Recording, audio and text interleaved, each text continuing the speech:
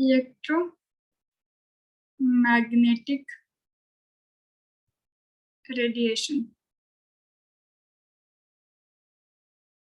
ठीक है, देखो इसको हम लोग स्पेक्ट्रम भी कहते हैं, आपके एनसीईआरटी में बना होगा, बट इसको थोड़ा हम आपको ये अच्छे से एक्सप्लेन करने के लिए डिफरेंट तरीके से बताती हूँ। यहाँ पे आप पहले कॉपी के ऊपर कुछ जगह छोड़ना, बीच में कुछ जगह नीचे छोड़ना, क्योंकि ऊपर भी इसके कुछ आएंगे, नीचे भी कुछ आएंगे, बट हम लोग स्टार्ट करते हैं यहाँ से। एक हमारी हो जाएंगी, कितने टाइप ऑफ रेज है, कितने डिफरेंट टाइप ऑफ रेज है, वो हम लोग यहाँ पे देखेंगे। ठीक है, यहाँ पे आपका आ जाएगा विजिबल।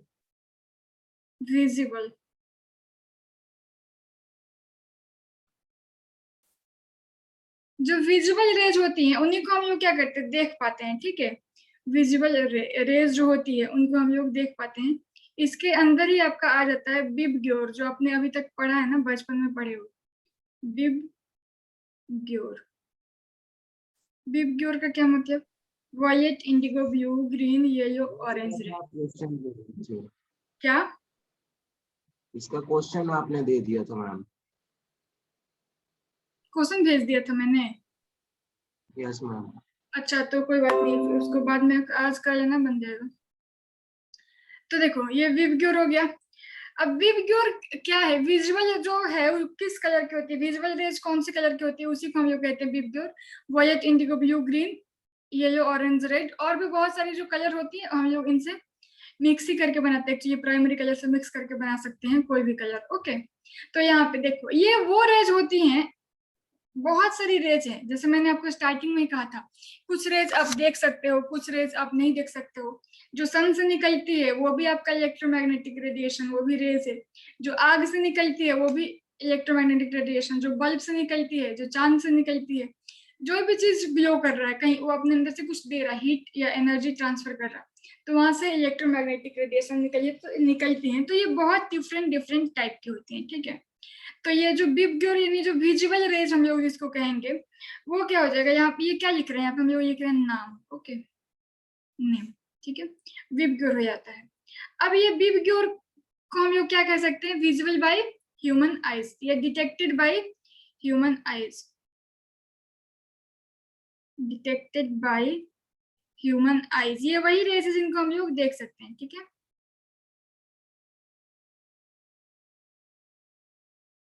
ये इंद्रधनुष में दिखता है, या फिर कहीं से भी अगर रोशनी निकल रही है, तो इनमें से कोई भी इनमें से कुछ भी कलर हम लोग देख सकते हैं। ये हमारे विजुअल रेंज की रेज होती है। ठीक है, देखो इसके पहले आ जाएगा आपका इलेक्ट्रोमैग्नेटिक रेडिएशन। ठीक है, सॉरी सॉरी, इंफ्रारेड। इसके ऊपर आता है इंफ्रारेड। इसके ऊपर भी कुछ पढ़ेंगे, नीचे भी कुछ पढ़ेंगे, ये हमारा बीचों बीच हो जाएगा, जिसको हम लोग देख सकते हैं। ठीक है, तो यहाँ पे आ जाएगा आपका इंफ्रारेड रेज। मैम लाइन से लिख दीजिए ना सबको। अच्छा, इस बीच से इसलिए स्टार्ट क्यों, क्योंकि यहाँ से कुछ मुझे समझाना था आगे चल के। समझ में नहीं आता कितनी लाइन छोड़े। ओके चलो, मैं स्टार्टिंग से लिख देती हूँ। सबसे पहले आप लिख लो radio wave. Okay, radio wave, पहला रेडियो वेव।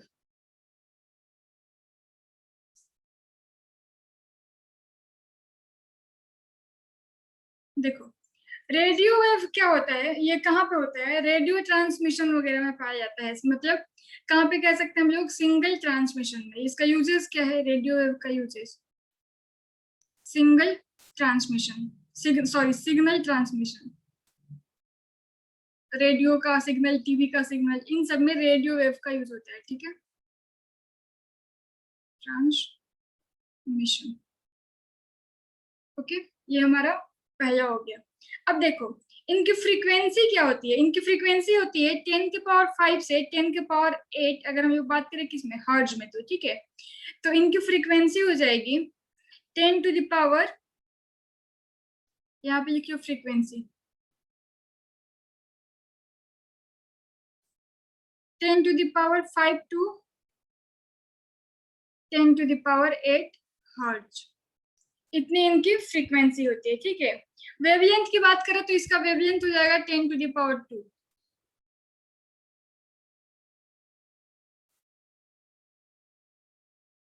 वेवलेंथ कितना हो जाएगा 10⁻²। ओके, किस में हम लोग मीटर कर रहे हैं, इसको मेजर कर रहे हैं मीटर में। वेवलेंथ हम लोग मीटर में अगर मेजर करते हैं तो ये आपको ध्यान रखना। पहला हो गया रेडियो वेव, दूसरा आ जाएगा माइक्रोवेव। ये हमारे लिए उतना हार्मफुल है, रेडियो वेव हार्मफुल नहीं है, ह्यूमंस के लिए हार्मफुल नहीं है, और ये बड़ी होती है, ठीक है, साइज में ये बड़ा होता है। जैसे जैसे हम लोग नीचे आते हैं साइज घटती जाती है, और जितनी साइज छोटी उतना डेंजरस, ठीक है। तो सेकंड लिखियो माइक्रोवेव।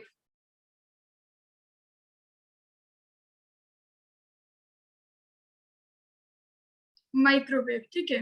माइक्रोवेव कहाँ होता है, हम लोग जो कुकिंग ओवन वगैरह यूज करते हैं ना, ओवन जहाँ पे हम लोग खाना बनाने के यूज करते हैं, या मोबाइल ट्रांसमिशन, इसमें ये यूज होता है, ठीक है। हीटिंग इफेक्ट में तो इंफ्रारेड हो जाएगा, ठीक है। हाँ ओके, इसके लिए आप लिखियो Owens, cooking Owens, cooking Owens,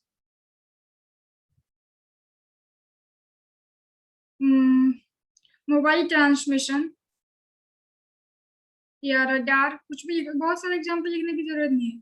radar, weather forecasting के लिए भी जो हम लोग रडार लगाते हैं वहां पे इसका यूज हो जाता है।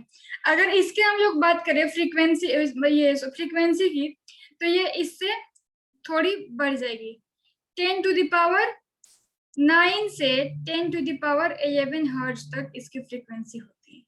लेंथ की बात करें तो 10⁻−2 मीटर। ओके, ये हो जाएगा दूसरे नंबर पे। तीसरे नंबर की अगर हम लोग यहाँ से, बेटा ये इंपॉर्टेंट है, एटलीस्ट छोटे मोटे इंजीनियरिंग एग्जाम में यहाँ से अक्सर एक क्वेश्चन पूछ देता है, ठीक है। बोर्ड में तो, बोर्ड तो खैर 11th में होता नहीं है, फिर भी ओके। थर्ड नंबर पे आप देख लो infrared. Okay, infrared, infrared rays. देखो इंफ्रारेड क्या है, ये जहाँ पे थोड़ा बहुत हीट हो सकता है, ठीक है, जो थोड़ा बहुत हीटिंग इफेक्ट दे सकता है, गर्म करने का थोड़ा बहुत काम कर सकता है, तो वहां पे इंफ्रारेड रेज निकलती, सन से भी निकलती है इंफ्रारेड रेज, एक्चुअली वहां से तो बहुत सारी रेज निकलती है। तो ये सब भी देखो, इंफ्रारेड का क्या काम है, ये हीटिंग इफेक्ट देगा, थोड़ा बहुत बस गर्म कर देगा, खोलने वोलने का काम नहीं, ठीक है, हीटिंग करने का काम होता है। अगर हम लोग बात करें इसकी फ्रीक्वेंसी की, तो ये हो जाएगा 12 से 13, 10⁻12 टू 10⁻13 हर्ट्ज। ओके, ये इसकी फ्रीक्वेंसी हो गई। अगर इसकी वेवलेंथ की बात करें तो हमारा हो गया इंफ्रारेड का, घट जाएगा और 10⁻⁻4 मीटर, इसका वेवलेंथ हो गया। ओके, फिर फोर्थ नंबर पे यही आ गया हमारा विजिबल रेस, ठीक है। विजिबल रेस दो ह्यूमन आई से विजिबल है। इसका फ्रीक्वेंसी की अगर बात करें तो, अच्छा नीचे लिख दे रही हूँ, 13 से 14। देखो कैसे बढ़ रहा है, यहाँ पे ड्रास्टिक चेंज था, उसके बाद सही है, 13 टू 10⁻14। ये कहाँ पे देखा जाता है, कोई भी चीज जहाँ पे रोशनी निकल रही है, ठीक है, कहीं से भी जो लाइट हम लोग अपने आई से देख पा रहे हैं, तो वो हो जाएगी। छठे नंबर पे आपका क्या हो जाएगा, अल्ट्रा वायलेट रेज। अब यहाँ से ना खराब रेज, जो हार्मफुल रेज है वो आनी शुरू हो रही है, ठीक है। मैम, मैम 5वें नंबर पे कौन सी रेस थी? हम्म। अच्छी बात है, नंबरिंग आपने सही से पढ़ा है, मेरे जैसे नहीं।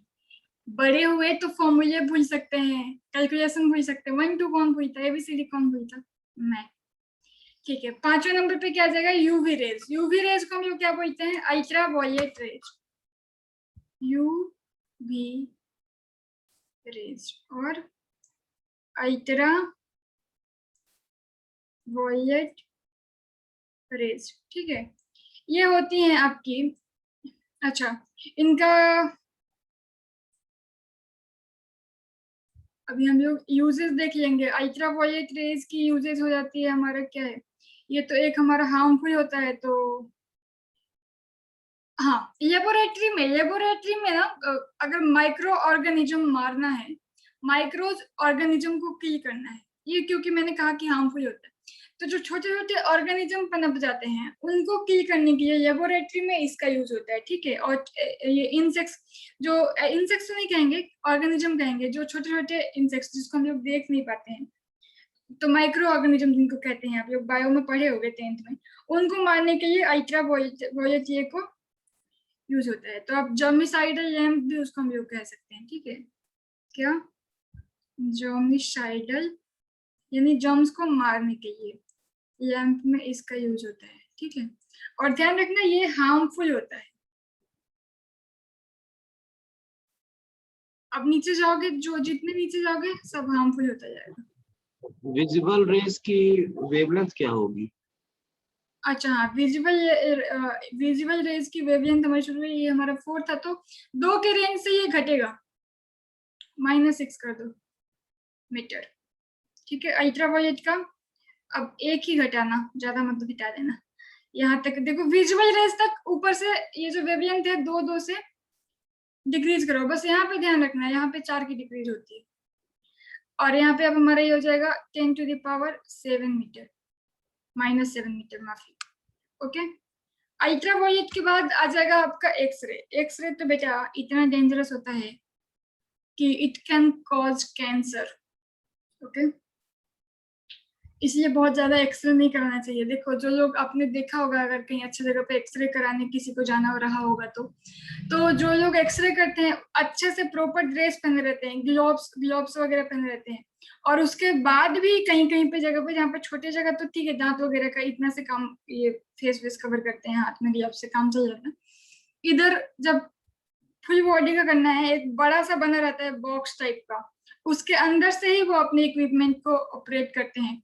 क्योंकि देखो, जो सपोज मैं एक्सरे कराने गई तो मेरे ऊपर एक्सरे का रेडिएशन कितने, ये तो एक तो दिखाई नहीं दे रहा, ऐसा रेज है विजिबल के बाद तो दिखाई नहीं देगा, दूसरा ये हार्मफुल है। तो मैं अगर गई अपना एक्सरे कराने, मुझे कितने देर कराना है, 5 मिनट, 10 मिनट, आधे घंटे। बट जो बेचारे कर रहे हैं एक्सरे, उनको तो बहुत समय तक, लगभग पर डे 10 घंटे, 15 घंटे ऐसे करके वहीं पे रहना है। तो उनको तो कैंसर वगैरह या फिर डिजीज की चांसेस ज्यादा है अगर उनको ये लगातार लगती रही। इसलिए उनके लिए एक मेटालिक बॉक्स बनाया था, जिनसे उनको बस आईज से वो देख सकते हैं बाहर, वो भी आईज में पहन के, और फिर अंदर से ही, उस बॉक्स के अंदर से ही ऑपरेट करते हैं अपने इक्विपमेंट को, जब बहुत बड़े लेवल पे अगर एक्सरे करना हो तो। इधर ग्लव्स और आईज वगैरह का कलर पे ध्यान रखते हैं। क्या मोहित, लिखने का मन किया है? ठीक है, तो हमारा आ गया एक्सरे। मोहित गलती से लिखा गया कि कुछ बताना चाह रहे हैं? मोहित गलत लिखा है, चाहे बताना चाह रहे हैं चाहे नहीं चाह रहे, मुझे लग रहा है मैंने गलत लिखा। मैम, हाँ, मैम इसकी आप 5th नंबर की आपने फ्रीक्वेंसी लिखवाई नहीं। माफ करना, मुझसे गलती हो गई, मैं लिखवा दे रही हूँ। 15 से 16 लिख लो। 14, अब 14 से 15 नहीं आएगा, सीधे आ जाएगा 15 to 10⁻16। अब लिखवा दिया, वेरी गुड, वाह वाह वाह। 15 से कि 10⁻15? हाँ हाँ, फ्रीक्वेंसी बढ़ती जाएगी, और इसीलिए ये डेंजरस है, पता है? फ्रीक्वेंसी बढ़ रही है ना, इसी कारण से ये इतना डेंजरस है। कैसे? अभी थोड़ा उधर जाऊंगी तो फिर कहानी सुनाना पड़ेगा, तो रुको थोड़ा पहले इसको कंप्लीट करिए, फिर मैं बताती हूँ क्यों फ्रीक्वेंसी बढ़ने से डेंजरस है। तो देखो, फ्रीक्वेंसी बढ़ रही है और वेवलेंथ घट रहा, मतलब साइज घट रही है। फ्रीक्वेंसी वो बढ़ रही है, वेवलेंथ घट रहा है, तो साइज घट रहा है, ये ध्यान रखना। और फ्रीक्वेंसी बढ़ रही है, स्पीड भी इसका बढ़ेगा, जब हम लोग रिलेशन निकाल के अगर देखते हैं तो 6 नंबर पे आपका आ जाएगा एक्सरेज। एक्सरे वही है जो हम लोग एक्सरे कराते हैं। एक्सरे कैसे वर्क करता है पता? याद है मैंने आप लोगों को बताया था कि हम लोग एक जो फोटो खींचने के लिए निगेटिव का यूज करते थे पुराने जमाने, अभी भी कोई कोई करता है, तो उस पे HBr की कोटिंग रहती है। फिर जैसे ही हम लोग उसको कैमरे को क्लिक करते हैं ना, एक लाइट जलती है बाहर, और वो लाइट जिस चीज से टकराती है वैसा इमेज उस पे जा करके बन जाता है। लाइट जहाँ पे रिफ्लेक्ट होती है फिर वैसा इमेज बनता है। सेम वैसा ही एक्सरे है, बट पता है इसमें ये किसका दिखाता है फोटो? जो हमारी हड्डियां है ना, बस उन्हीं को डिटेक्ट कर पाता है। सोचो जरा इसका कैसा स्पीड है, कैसा स्पीड है इसका, ये कितना ज्यादा स्पीड से चल रहा है, कह सकते हैं इसकी फ्रीक्वेंसी भी हाई है, कि हमारे मांस है, हमारे शरीर के अंदर मांस है, ब्लड है, वेसल्स है, इनको कोई मतलब नहीं है उससे, कोई डिटेक्ट नहीं करेंगे, सबको चीर फाड़ के अंदर सिर्फ हड्डियों से टकराएंगे और वहां पे रिफ्लेक्ट होंगे, बाकी कोई चीज से ये पार कर जाएंगे, इनको मतलब ही नहीं है। इस तो फिर भाई क्या होता है, यहाँ पे भी एक प्लेट लगा रहता है, एक्सरे प्लेट, शायद आप लोग ने देखा होगा। उसमें क्या होता है, जहां पे जिस हड्डी से ये टकराती है ना, उस हड्डियों का छाप बन जाता है उस पे, जहाँ पे टकराती है, तो वो उस जैसे सेम निगेटिव जैसा उसका भी होता है, बड़ा होता है लेकिन साइज में, तो उस हड्डियों की छाप बन जाती है वहां पे, ठीक है। और वहां से हम लोग देख सकते हैं कोई फ्रैक्चर है, हड्डियां मुड़ी है, कोई दिक्कत है, क्या है, ये सारी चीजें हमको वहां से फिर पता पड़ती है, ठीक है। तो अभी देखो आगे एक्सरेज। तो एक्सरेज के यूज क्या है, मेडिकल डायग्नोसिस, हालांकि डेंजरस है बाबू, ये हार्मफुल है, ह्यूमन के लिए भी ये हार्मफुल है, मतलब थोड़ा ज्यादा हार्मफुल है। और ये क्या हो जाएगा इसका, मेडिकल डायग्नोसिस, मेडिकल डायग्नोसिस, ठीक है। और हमारी अब क्या आ जाएगी इसकी फ्रीक्वेंसी, एक्सरे के बाद आपकी दो रेज और बच जाएगी, एक तो गामा रेज और एक कॉस्मिक रेज। इसका हमारा फ्रीक्वेंसी हो जाता है, यहाँ पे 10 छूट गया, 10 का पावर 17 टू 10 का पावर 19 के आसपास, 19, ठीक है। और इसका ये 10 टू द पावर 10 हो जाएगा यहाँ पे -10 वेवलेंथ, वेवलेंथ यहाँ पे बहुत तेजी से बढ़ता है। इसके बाद दो रेज होती हैं, और लेकिन जनरली हम लोग को एक ही और देखने को मिलता है, बट आप लोग दोनों देख लो, 7 8 टाइप की होती है, ठीक है। गामा रेज, इसके बाद आ जाएगा गामा रेज, गामा रेज तो और ही सुपर डुपर ही बेकार, गामा, ये गामा ये का है, गामा रेज, ठीक है। पता गामा रेज कितना डेंजरस है, गामा रेज कितना डेंजरस है, अगर ये डायरेक्ट पड़ गया ना, डायरेक्ट पड़ गया तो इंस्टेंट डेथ कॉज कर सकता है, मतलब किसी बॉडी, किसी पर्सन के ऊपर बहुत सारे गामा रेज को पड़ा दिया गया तो इंस्टेंट डेथ कॉज कर सकता है, ठीक है। लेकिन फिर भी इसका यूज, इसको थोड़ा फिल्टर करके, इसका यूज कैंसर के ट्रीटमेंट में यूज होता है, कैंसर ट्रीटमेंट में। बट जैसे ये क्या कर सकता है बेटा, ये कैंसर एक्सरे अगर डायरेक्ट पड़ रहा है किसी पर्सन पे बहुत समय तक, तो वो क्या करेगा, कैंसर कॉज करेगा। अगर बहुत समय तक नहीं भी पड़ा ना, बाद में इसके साइड इफेक्ट होते ही हैं, इसलिए डॉक्टर अवॉइड कराते हैं। सीटी स्कैन में भी ऐसी रेज यूज होती हैं, तो अच्छा नहीं है ये हमारे हेल्थ के लिए, ठीक है। एक्सरेज टाइप का, तो ये बहुत डेंजरस होते हैं, है ना। हड्डियों के लिए कराना है तो उसका नाम एक्सरे ही पड़ जाता है। सीटी स्कैन जनरली हम लोग किसका कराते हैं बताओ, आप लोग बताओ, आप लोग का ये सवाल है, आप लोग के ये सवाल है। चलो, गामा रेज क्या करेगा, इंस्टेंट डेथ। हाँ, चेस्ट का होता है, ब्रेन का होता है, हाँ चेस्ट का होता है, लंग्स वगैरह में इन्फेक्शन देखने के लिए होता है, ब्रेन का। तो उसमें उसके लिए भी ये रेडिएशन, ये गामा, ये एक्सरेज है ही बेकार, ठीक है। तो वहां पे भी रेडिएशन होता है इसका, और वो भी बहुत हार्मफुल है। नहीं, फ्रीक्वेंटली सीटी स्कैन नहीं कराना चाहिए किसी भी पर्सन को, इवन नहीं रिक्वायर्ड है तो जितना हो सके अवॉइड करो, ठीक है। तो ये हमारी गामा रेज, गामा रेज की फिर भी यूजेस पता है कहाँ होती है, ये कैंसर ट्रीटमेंट में यूज होता है, कैंसर ट्रीटमेंट यूज होता है, जैसे ये मेडिकल डायग्नोसिस में यूज होता है। बावजूद भी ये हार्मफुल है, यहाँ पे एम छूट गया है, बावजूद भी ये हार्मफुल है, वैसे ये भी हार्मफुल है, इतना हार्मफुल है ना कि क्या करेगा ये, अगर पड़ गया किसी को बहुत ज्यादा अमाउंट में तो इंस्टेंट डेथ।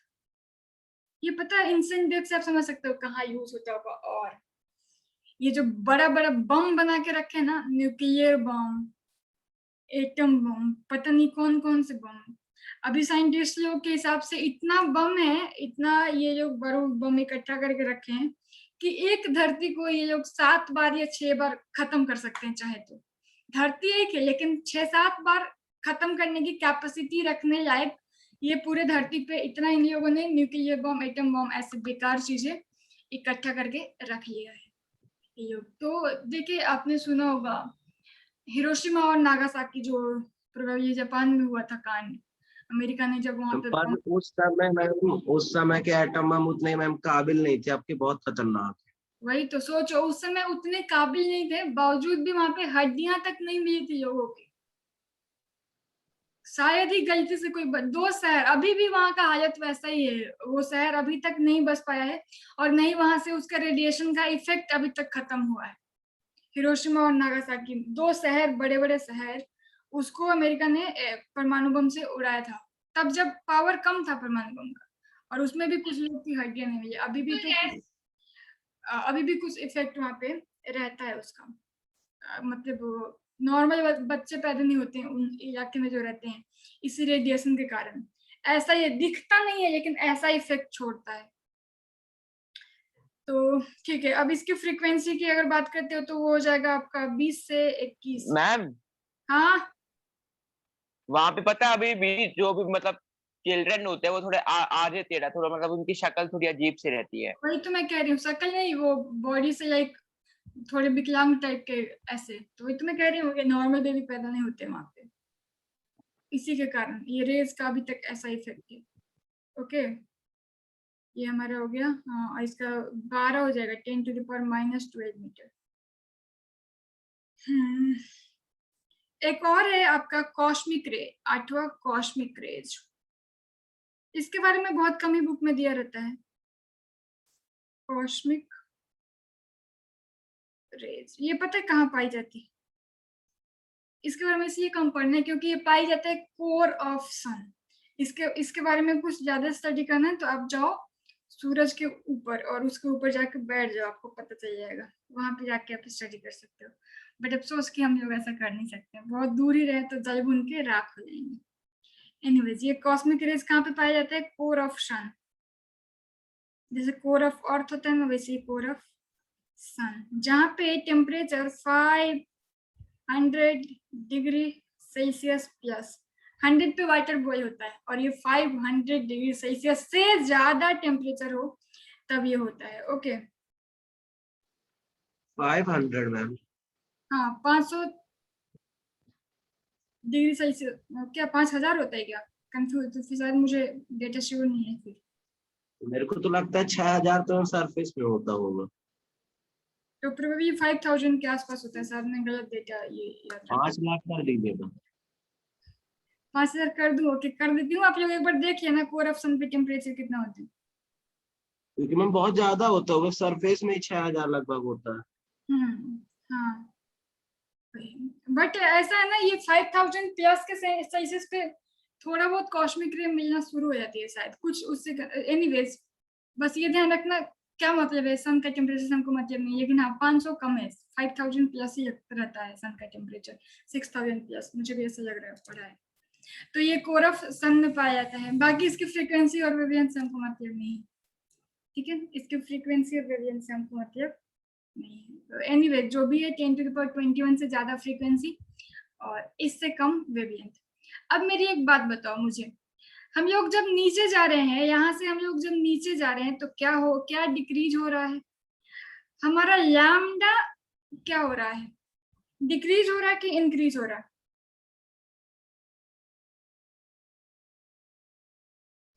इंक्रीज हो रहा है मैम।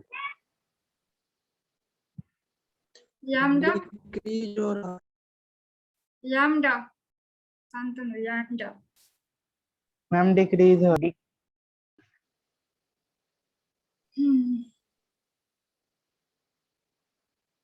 फ्रीक्वेंसी इंक्रीज हो रही है मैम, वेवलेंथ कम होती जा रही है। हाँ वेरी गुड, फ्रीक्वेंसी हमारी इंक्रीज होती है और वेवलेंथ हमारी डिक्रीज होती है। ठीक है, लैम्डा डिक्रीज होती है और फ्रीक्वेंसी इंक्रीज होती है। अब सही पकड़ो।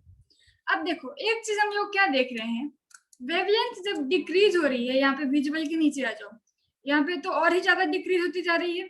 तो वेवलेंथ डिक्रीज हो रही है, फ्रीक्वेंसी इंक्रीज हो रही है, तो ये रेज इतनी हार्मफुल क्यों होती जा रही है? क्या इससे कोई रिलेशन है? देखो, मान लो कि कोई एनिमल खड़ा है, मान लो कि कोई एनिमल, हाथी या घोड़ा कुछ भी खड़ा है, ठीक है, अब उसको मारना है, हालांकि ये पाप है, ऐसा करना नहीं चाहिए। कल्पना कर सकते हो, लेकिन कल्पना करना भी पाप है, बट फिर भी कर लो समझने के लिए इसको। तो देखो, सपोज हाथी है, उसको मारना है, आपको दे दिया गया तीर और धनुष, तीर धनुष, ठीक है। अच्छा तीर धनुष है, ऐसे लकड़ी है नहीं, पावरफुल है, उससे भी चोट लगते हैं, ऐसा नहीं। तो क्या है, आप उसको तीर से मार रहे हो, और एक दूसरे पर्सन है, उसको दे दिया गया है बुलेट, बुलेट गन, और उसमें जो भरते हैं बुलेट, वैसे वो वाला बुलेट, बाइक वाला बुलेट नहीं, ठीक है। तो वो दे दिया गया। अब देखो, बुलेट की साइज छोटी है, तीर की साइज बड़ी है, बुलेट की साइज छोटी, तीर की साइज बड़ी, बट बुलेट का फ्रीक्वेंसी ज्यादा, एक के बाद एक आसानी से 6 एक बार लोड करो, 6 वाला है तो भी, और एक के साथ एक आसानी से आप छोड़ सकते हो। तीर निकालो, कमांड में चढ़ाओ, फिर ऐसे खींचो प्रत्यंचा, फिर छोड़ो, उसमें टाइम लगेगा। तीर की साइज बड़ी है, बुलेट तुरंत घुसेगा पार, घुसेगा पार। तीर को घुसने में और घुस के पार होने में, या फिर थोड़ा बड़ा है, तीर के बड़ा है, आराम से जाएगा, उसकी वेलोसिटी भी कम हो जाएगी, क्योंकि वेवलेंथ बढ़ गया तो उसको पार होने में टाइम लगेगा, बुलेट आसानी से निकल जाएगा। और हम लोग ज्यादा फ्रीक्वेंसी भी रख सकते हैं बुलेट की। तो किससे ज्यादा मार पाएंगे? ऑब्वियस सी बात है, तीर का लेंथ ज्यादा था, बुलेट की लेंथ कम है, तीर की फ्रीक्वेंसी कम थी, बुलेट की फ्रीक्वेंसी ज्यादा है। ऑब्वियस सी बात है, जिसकी फ्रीक्वेंसी ज्यादा, साइज कम है, यानी उसकी स्पीड ज्यादा, साइज छोटी, आसानी से पार कर जाएगा। तो बुलेट से ही ज्यादा इजीली मार सकते हैं एज कम्पेयर टू तीर, क्योंकि भाई अभी हम लोगों को वो ब्रह्म अस्त्र चलाने नहीं आता है कि एक बार अचूक है मार दो, कहीं भी जाके गिरे, वो तो अब है नहीं, अब अपने ही ताकत यूज करना पड़ेगा। इसलिए तो क्या हो रहा है, साइज जैसे छोटी हो रही है, फ्रीक्वेंसी बढ़ रही है, उतना ज्यादा वो हार्मफुल होता जा रहा है। सेम चीज यहाँ भी है, वही कहानी यहाँ भी है। ओके, तो ये आप लोग टेबल अच्छे से ध्यान में रखेंगे। अब हम लोग बढ़ते हैं आगे। ये इंपॉर्टेंट है बाबू, ये टेबल आपके लिए इंपॉर्टेंट है, ठीक है। यहाँ से क्वेश्चन आएगा, फिर मुझसे कहना नहीं मैंने नहीं बताया। ध्यान रखना एक बात, नीचे आएंगे लैम्डा डिक्रीज करेगा, और आपका फ्रीक्वेंसी इंक्रीज करेगा। इससे क्वेश्चन जेई तक में भी पूछ सकता है, इसमें से 4 रेज का नाम दे देगा और बोलेगा इनका करेक्ट ऑर्डर क्या है वेवलेंथ के रेस्पेक्ट में या फ्रीक्वेंसी के रेस्पेक्ट में, और आपको 3-4 ऑप्शन दे देंगे। तो आप इसको एकदम अच्छे से ध्यान रखोगे। एक ऑर्डर में लिखवा भी देती हूँ। कॉस्मिक रेस हाँ बोलो बोलो बोलो, नहीं बोलोगे? ओके। कॉस्मिक रेस का फ्रीक्वेंसी अच्छा, कॉस्मिक रे की फ्रीक्वेंसी से हमको कोई काम नहीं है, उसकी फ्रीक्वेंसी नहीं पूछेगी। एनीवेज आप एक बार गूगल कर लेना, मुझे डेटा याद भी नहीं है, एग्जैक्ट डेटा क्या है याद नहीं है, क्योंकि उसकी जरूरत नहीं पड़ती, उसके बारे में उतना इन्फॉर्मेशन कहीं दिया भी नहीं रहता है, तो पढ़ना भी नहीं रहता ज्यादा। बट फिर भी आप देख लो, फ्रीक्वेंसी तो जनरली नहीं पूछेगा, उससे ज्यादा होगी। अब जितना ज्यादा कर दो, रेंज तो नहीं कह सकते हैं, क्योंकि उससे ज्यादा तो जितनी भी रही हो सारे कॉस्मिक रेंज में ही हो जाएगी। फ्रीक्वेंसी जितना हम लोग लास्ट हम लोग पढ़ लिए थे गामा रेज के 10⁻21 से ज्यादा, तो अब ज्यादा में तो कोई लिमिट नहीं है, जितना भी ज्यादा हो। अब तो यही कह सकते हैं, शायद इसलिए इसका डेटा जल्दी कहीं पे नहीं दिया रहता है, राइट। तो बस आप ये समझो 10⁻21 से ज्यादा कॉस्मिक रेज, ठीक है, और 10⁻−12 से कम कॉस्मिक रेज, ये ध्यान रखना। तो अब एक ऑर्डर लिख लो, ठीक है, नोट में, क्योंकि यहाँ पे ये ऑर्डर आपके लिए बहुत इंपॉर्टेंट हो जाएगा। और इसी का रिवर्स कर दोगे तो फ्रीक्वेंसी का हो जाएगा। मैं वेवलेंथ का लिखवा देती हूँ, लिखो the increasing order of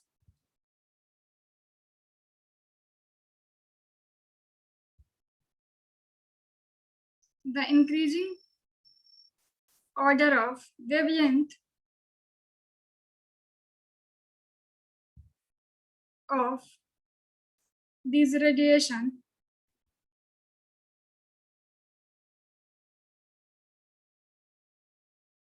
is as, सबसे ज्यादा किसका, सबसे सॉरी कम के, कम से बढ़ते क्रम में चलते हैं, सबसे कम किसका, कॉस्मिक रेज।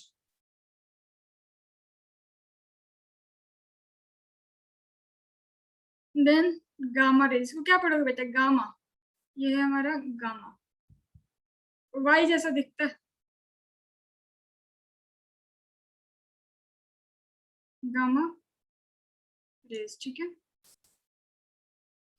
गामा रेज के बाद किसकी हो जाएगी, एक्स रेज।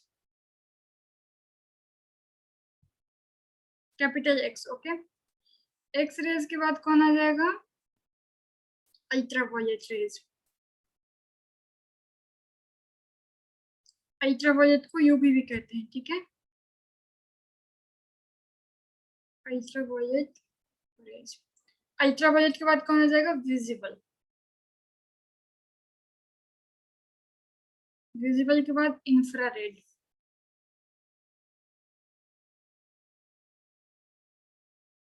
फिर microwave and then radio wave. ध्यान रखना, फ्रीक्वेंसी और वेवलेंथ क्या है? Anti proportional. ये भी अगर आपको याद रह गया ना बेटा तो ये बन जाएगा। फ्रीक्वेंसी इज इक्वल टू क्या होता है? 1/λ।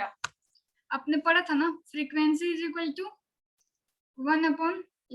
ऑब्वियस सी बात है, ये बढ़ेगा तो ये घटेगा, दोनों ये एक दूसरे के इनवर्स है, एंटी प्रोपोर्शनल है। तो यहाँ से भी ध्यान रखना, अगर हमारा ये बढ़ेगा तो ये घटेगा, और अगर ये बढ़ेगा तो ये घटेगा। तो यहाँ से आप इसके उल्टा भी, यहाँ से क्वेश्चन आ सकता है, यहाँ से जेई में क्वेश्चन 3-4 दे देगा, उसको ऑर्डर पूछेगा कौन सा ऑर्डर करेक्ट है, इसका इसका इसका इसका, ऐसा देखे ऑप्शन। तो ये आपको बहुत बहुत बहुत इंपॉर्टेंट है, ओके। चलो अब आगे बढ़ जाएं।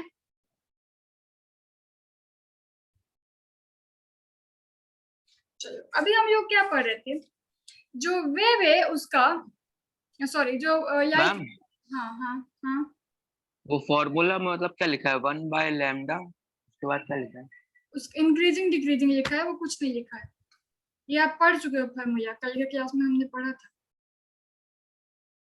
हाँ नहीं, उसमें कुछ लिखा था ना, इसलिए पूछ ली। अच्छा नहीं, वो इंक्रीजिंग डिक्रीजिंग लिखा था कि एक बढ़ेगा तो एक घटेगा, क्योंकि ये एंटी प्रोपोर्शनल है, ठीक है। अब देखो, अभी तक हम लोग क्या पढ़ रहे थे? पार्टिकल, ये जो इलेक्ट्रोमैग्नेटिक वेव है उसका ये वेव नेचर पढ़ रहे थे, ठीक है।